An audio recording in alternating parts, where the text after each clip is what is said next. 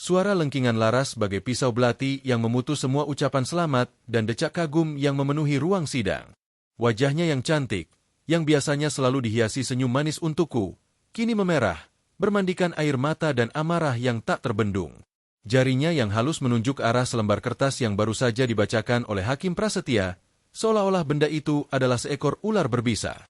"Surat wasit ini palsu," teriaknya lagi, suaranya bergetar. "Ayah tidak mungkin menulis ini. Ini tidak adil." Di sebelahku, putriku, Sari, hanya bisa memeluk bahuku erat-erat, tubuhnya gemetar. Suamiku, almarhum Hendra, selalu bilang Laras itu seperti permata yang berkilau tapi keras. Hari ini, aku menyaksikan sendiri kekerasannya.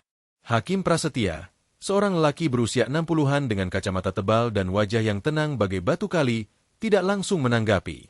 Ia meletakkan surat wasit yang disengketakan itu di atas meja, lalu matanya yang tajam berpindah ke arahku. Ada sorot cahaya aneh di balik kacamatanya, sesuatu yang hampir seperti tawa. "Apa dasar ibu menuduh demikian?" tanya Hakim Prasetya. Suaranya rendah namun terdengar jelas di seluruh ruangan yang mendadak senyap. Laras menarik napas dalam, berusaha mengendalikan diri. Ayah mertuaku, Pak Hendra, adalah seorang yang sangat teratur. Semua dokumen penting disimpannya rapi dengan notaris. Surat wasit yang asli sudah dibacakan sepeninggalnya, yang membagi warisan secara adil dan jelas.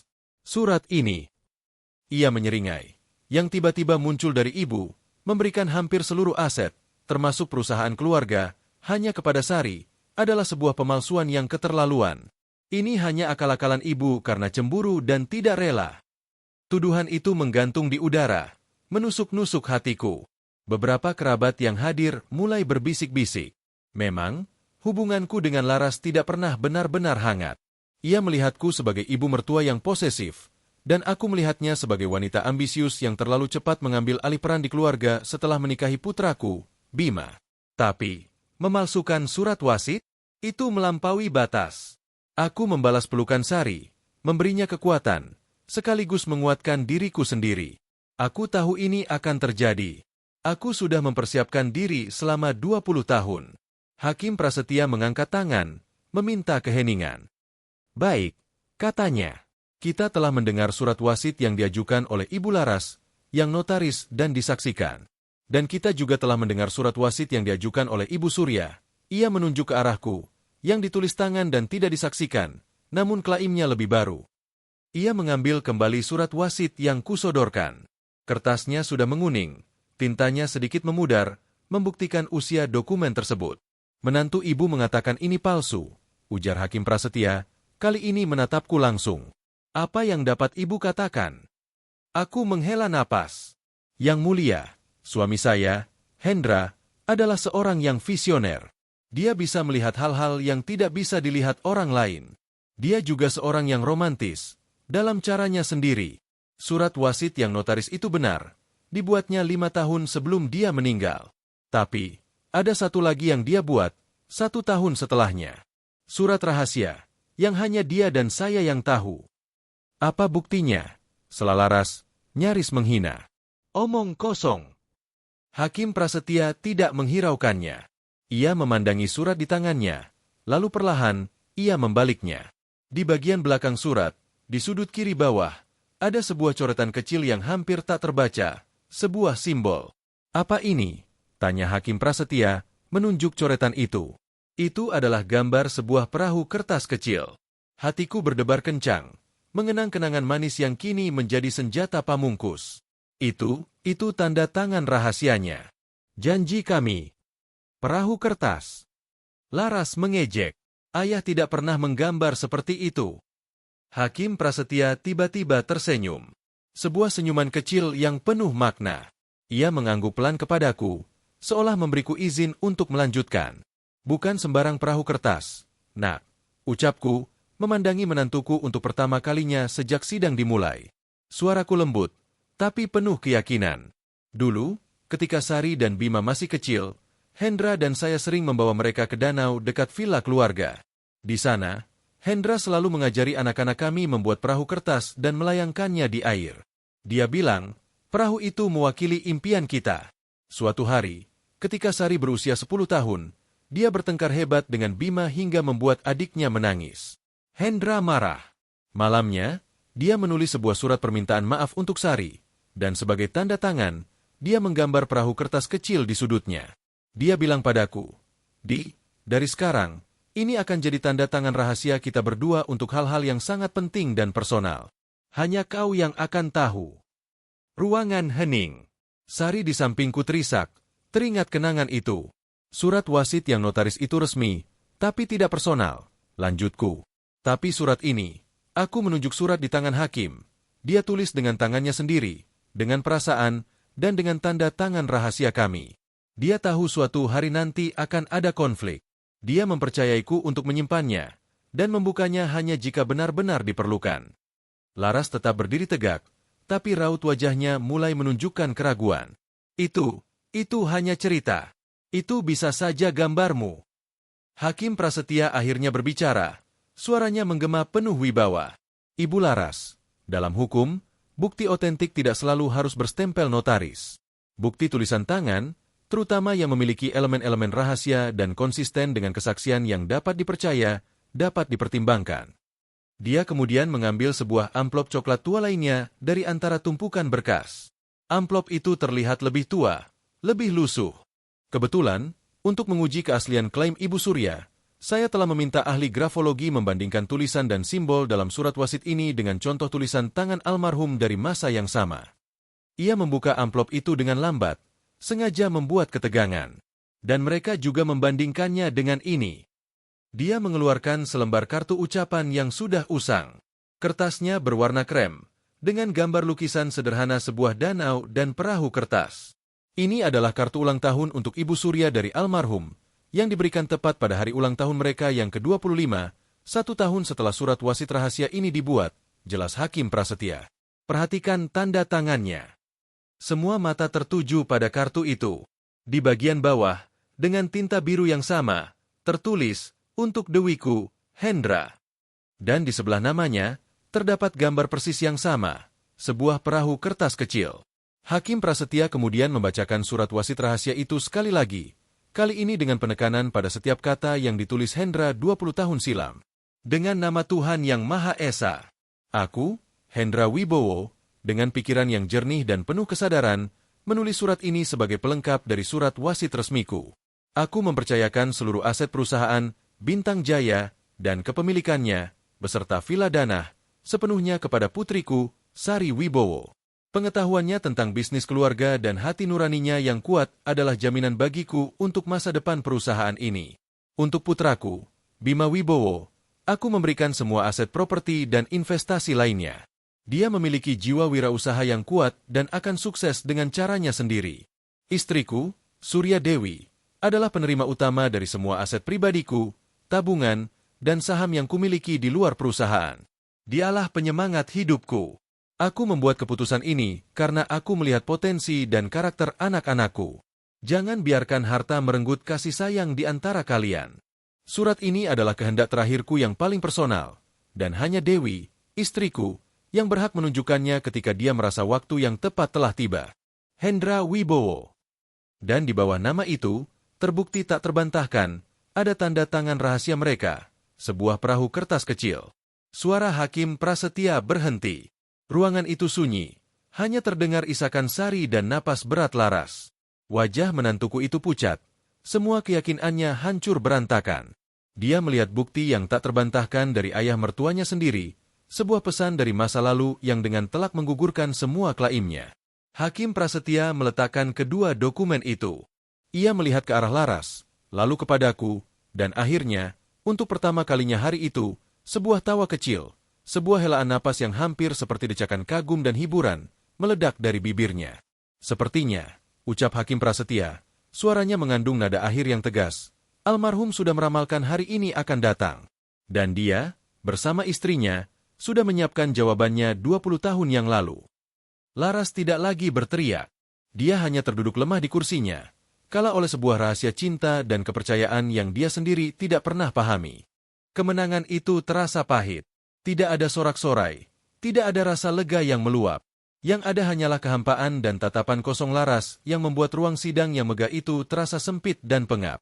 Hakim Prasetya mengetuk palu penutup dengan nada final, mengukuhkan surat wasit rahasia suamiku sebagai dokumen yang sah dan mengikat. Beberapa kerabat mendekat, memelukku dan Sari, menyampaikan ucapan selamat yang terdengar dipaksakan. Aku hanya bisa mengangguk, mataku mencari sosok menantuku. Tapi Laras sudah pergi. Dia melesak pergi dari ruang sidang begitu putusan dibacakan, meninggalkan Bima, suaminya, berdiri kikuk sendirian di dekat pintu. Putraku itu menatapku dengan ekspresi campur aduk, sedikit terluka, bingung, dan mungkin sedikit malu. "Ibu," desisnya ketika aku mendekat. "Kenapa ibu tidak pernah memberitahuku tentang surat wasit yang kedua ini? Aku merasa seperti dihianati." Sari, yang masih memegang tanganku, menyela. "Bima, jangan bilang begitu. Ayah punya alasannya." Ayah sudah memilih, potong Bima dengan getir. "Dengan jelas, perusahaan untukmu, sisanya untukku. Tapi ibu menyimpan ini selama 20 tahun, seolah-olah ibu tidak percaya padaku, pada kami." Hatiku terasa diremas. Ini adalah bagian yang tidak diinginkan Hendra, konflik yang dia coba hindari dengan surat rahasianya. "Bukan begitu, Nak," kataku, berusaha menenangkan. "Ayahmu hanya ingin melindungi kita semua. Dia tahu Sari lebih cocok mengelola perusahaan, dan kamu lebih mandiri dengan usahamu sendiri." "Laras bilang ibu selalu memanjakan Sari," gumam Bima, menghindari tatapanku. Aku tidak ingin percaya, tapi sekarang. Dia tidak menyelesaikan kalimatnya. Dia hanya menggeleng dan berbalik pergi, mengikuti jejak istrinya. Aku berdiri di sana, merasa usia tuaku semakin berat dirasakan. Kemenangan di pengadilan terasa seperti kekalahan dalam keluarga. Malam itu, villa danau yang disebutkan dalam surat wasit itu terasa sunyi. Aku duduk di tepi dermaga kayu yang sudah lapuk, memandangi bulan purnama yang memantul di permukaan air yang tenang. Disinilah segalanya bermula. Disinilah Hendra pertama kali menggambar perahu kertas di sebuah surat cinta kecil. Aku mendengar langkah kaki pelan. Sari duduk di sampingku, menyandarkan kepalanya di bahuku. "Ibu, jangan sedih. Bima hanya sedang bingung. Dia akan mengerti." "Aku tidak sedih karena Bima, sayang. Aku sedih karena wasiat ayahmu justru merobek luka yang dia coba sembunyikan." Aku mengambil selembar kertas dari saku jaketku, bukan surat wasit, tapi foto lama. Foto Hendra muda dengan kedua anak kami yang masih kecil, tertawa riang di dermaga ini. Dia tahu Laras adalah wanita yang ambisius. Dia takwar Laras akan mendorong Bima untuk mengambil alih perusahaan, bukan karena cinta pada bisnis keluarga, tapi untuk kekuasaan. Dan Bima, yang sangat mencintai istrinya, akan mengikuti kemauannya. "Tapi ayah juga meninggalkan warisan yang cukup banyak untuk Bima," bantah Sari. "Iya, tapi bukan Bintang Jaya. Bagi Laras, perusahaan itu adalah mahkota. Ayahmu tidak ingin mahkota itu jatuh ke tangan yang salah." Aku menatap bulan. Dia membuat surat wasit rahasia itu sebagai jaring pengaman. Sebuah rahasia yang harus kujaga, sampai kapanpun, kecuali jika ancaman itu benar-benar nyata.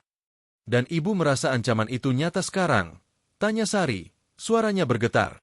Aku melihat caranya Laras membisiki Bima, perlahan-lahan menjauhkannya dari kita. Aku melihat caranya mengkritik setiap keputusanmu di perusahaan, seolah-olah dia yang lebih berhak. Ketika dia memaksa Bima untuk menggugat pembagian warisan ulang dengan alasan ketidakadilan, aku tahu waktunya telah tiba. Aku menghela napas. Ayahmu benar. Dia seperti seorang nahkoda yang sudah bisa membaca badai sebelum awan gelap datang. Aku merogoh saku jaketku lagi dan mengeluarkan sebuah benda kecil yang kubungkus dengan plastik bening. Sebuah perahu kertas yang sangat tua, terbuat dari kertas surat wasit rahasia itu sendiri. Aku melipatnya dari draft pertama yang dibuang Hendra, menyimpannya sebagai jimat. "Ini, Nak," kataku, menyerahkan perahu kertas itu kepada Sari. "Simbol dari ayahmu. Bukan hanya tanda tangan, tapi sebuah janji. Janji untuk melindungi keluarganya, dengan cara apapun." Sari memegang perahu kertas itu dengan hati-hati. Air matanya menetes membasahi plastik pembungkusnya. "Aku janji akan menjalankan perusahaan dengan baik, Ibu. Seperti yang ayah inginkan." "Aku tahu, sayang." Aku memeluknya. "Tapi tugas kita belum selesai. Kita harus menyatukan keluarga ini kembali." Sementara itu, di sebuah apartemen mewah di pusat kota, Bima menyaksikan istrinya merapikan barang-barangnya dengan gerakan kasar. "Laras, kamu mau apa?" tanyanya, bingung. "Aku tidak tahan. Bima, keluargamu sudah menghinaku di depan umum." Ibu MU itu licik, menyimpan senjata rahasia selama 20 tahun. Laras melemparkan sepasang sepatu high heels-nya ke dalam koper. "Kita harus pergi dari sini. Kita punya cukup uang dari warisan yang lain untuk memulai bisnis sendiri, tanpa perlu Bintang Jaya." "Tunggu, Laras. Aku perlu berpikir." Bima duduk di tepi tempat tidur, kepalanya berdenyut. "Aku ingat sesuatu tentang perahu kertas itu." Laras berhenti berkemas. "Apa?" "Waktu kecil, aku pernah memergoki ayah sedang menulis sesuatu di ruang kerjanya larut malam. Ketika aku mendekat, dia dengan cepat menyembunyikan kertas itu dan malah mengajakku membuat perahu kertas. Dia bilang, 'Bima, suatu hari nanti kau akan mengerti. Ada hal-hal yang hanya bisa dipercayakan pada satu orang.' Waktu itu aku pikir dia berbicara tentang aku. Tapi sekarang..." Bima menatap istrinya, matanya penuh penyesalan. "Dia berbicara tentang ibu. Dia sudah memperingatkanku, tanpa aku sadari." Laras mendekat, suaranya melunak untuk pertama kalinya. "Bima, sayang, dia memanipulasimu. Dia dan ibumu sudah merencanakan ini dari dulu." "Tidak," bantah Bima dengan tegas.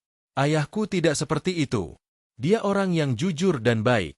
Jika dia melakukan ini, pasti ada alasannya." Dia berdiri, menghadapi istrinya. "Laras, katakan yang sebenarnya. Apakah kamu mendorongku untuk menggugat warisan itu karena kamu benar-benar peduli pada keadilan? Atau karena kamu menginginkan perusahaan untukmu sendiri?" Wajah Laras berubah. Amarahnya surut, digantikan oleh sebuah kerapuhan yang jarang ia tunjukkan. Dia menatap lantai, tidak bisa menjawab. Itu adalah jawaban yang cukup bagi Bima. Keesokan harinya, bel rumahku berbunyi. Aku membuka pintu dan menemukan Bima berdiri di sana, sendirian. Wajahnya lelah, tapi matanya jernih. "Ibu, boleh aku masuk?" pintanya. Aku mengangguk dan membawanya ke teras belakang yang menghadap ke taman. Dia duduk, mengambil napas dalam-dalam. "Aku sudah bicara dengan Laras," mulainya. Dia mengakui. Dia memang ingin menguasai Bintang Jaya. Dia pikir dengan menjadi pemilik perusahaan, dia akan mendapatkan pengakuan dan kekuasaan yang selalu dia dambakan. Bima mengangkat bahu. "Aku mencintainya, Ibu. Tapi aku sadar, cinta tidak boleh membuatku buta." Hatiku berdesir haru. "Ayahmu tidak bermaksud menyakitimu, Bima. Dia hanya ingin yang terbaik untukmu, untuk kita semua." "Aku tahu, Ibu." Bima mengangguk. "Aku ingat kata-kata ayah malam itu. Ada hal-hal yang hanya bisa dipercayakan pada satu orang. Mungkin yang dia maksud adalah kepercayaan untuk menjaga rahasia, untuk melindungi keluarga ketika saatnya tiba, dipercayakan padamu." Dia meraih tanganku. "Aku minta maaf karena tidak mempercayaimu." Air mataku akhirnya tumpah. Pelukan kami di teras itu terasa seperti sebuah penyembuhan, sebuah jembatan yang mulai dibangun kembali di atas puing-puing kecurigaan dan kesalahpahaman. Beberapa minggu kemudian, kami semua, aku, Sari, Bima, dan bahkan Laras yang dengan enggan, berkumpul lagi di dermaga Villa Danau. Kali ini, tidak ada amarah, tidak ada teriakan. Hanya keheningan yang diselingi suara desir angin dan riak air. Aku mengeluarkan beberapa lembar kertas. "Ayahmu pernah bilang, jangan biarkan harta merenggut kasih sayang di antara kita," kataku. "Hari ini, kita mulai dari sini, dari tempat segalanya bermula." Aku membagikan kertas itu kepada mereka semua. "Mari kita buat perahu kertas, seperti dulu. Dan kali ini, kita akan melayangkannya bersama-sama." Satu persatu, dengan tangan yang canggung maupun terampil, kami melipat kertas menjadi perahu-perahu kecil. Laras awalnya menolak, tapi melihat Bima melakukannya dengan serius, dia pun akhirnya mengikuti. Ketika semua perahu siap, kami berbaris di tepi dermaga. "Untuk keluarga," bisikku. Kami melepas perahu-perahu kertas itu ke air. Mereka berlayar perlahan, diterpa angin sore, membawa serta beban masa lalu dan harapan untuk masa depan yang lebih baik. Sebuah rahasia akhirnya terungkap, bukan untuk memecah belah, tapi untuk menyatukan kembali. Dan sebuah perahu kertas tua, yang disimpan selama 20 tahun, akhirnya menemukan pelabuhannya.